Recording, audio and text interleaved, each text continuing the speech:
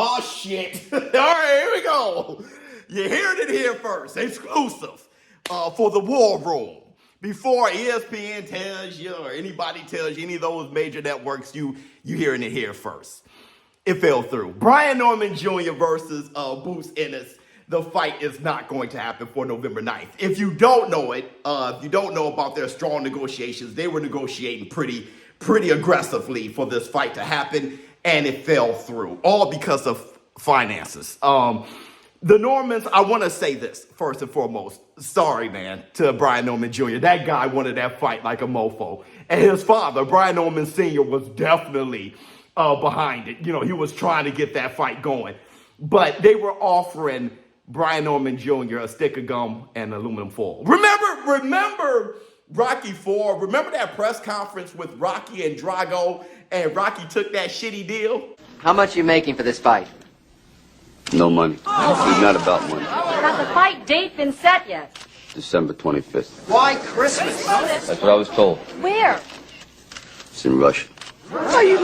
Well, Brian Norman Jr. couldn't do that. But the thing is, I can't really blame Eddie Hoyne and Matchroom because Karen, you guys remember Karen. Boots and Karen had that horrific fight. Anyway, Karen is his mandatory, and they will have to pay him step aside.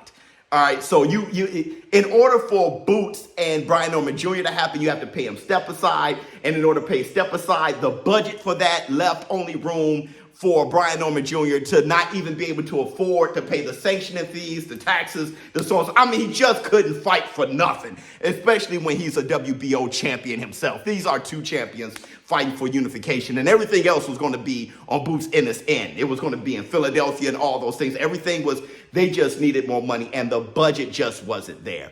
And I'm telling you, I mean, Matchroom, Eddie Hoyne, they're shopping around. All right, they want to know who will fight for a stick of gum and aluminum foil, because even though they know that nobody wants to see Boots versus Karen, that was Boots' worst damn fight ever. All right, but Boots still won. But no, that fight wasn't close. It just sucked. So you got a guy who doesn't even deserve the rematch, and the product itself sucks. That's a double whammy. And he's his mandatory. And unification trumps mandatory, so they're trying to find that guy, but then the finances aren't, because it's not like Boots is a huge name that demands, he's a good name, but it doesn't demand a whole bunch of attention like that. So it's really tough. They may have to end up fighting Karen.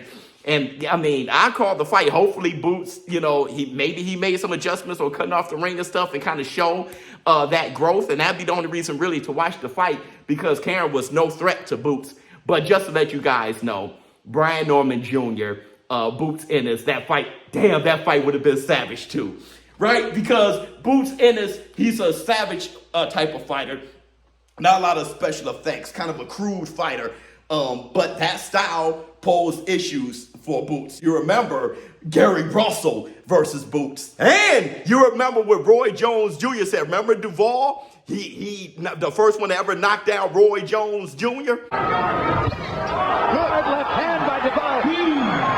Never before knocked down. And then Roy Jones Jr. said he hates fighting sparring partners because they know you so well. I can't expect something like that to happen when you fight a sparring partner, because sparring partners know so much about you. That's why I always vowed to myself I would never fight a sparring partner. And that's Brian Norman Jr. He's a savage fighter like Gary Russell, and he's sparred Boots like 7-8 damn times. All right, so they definitely know each other.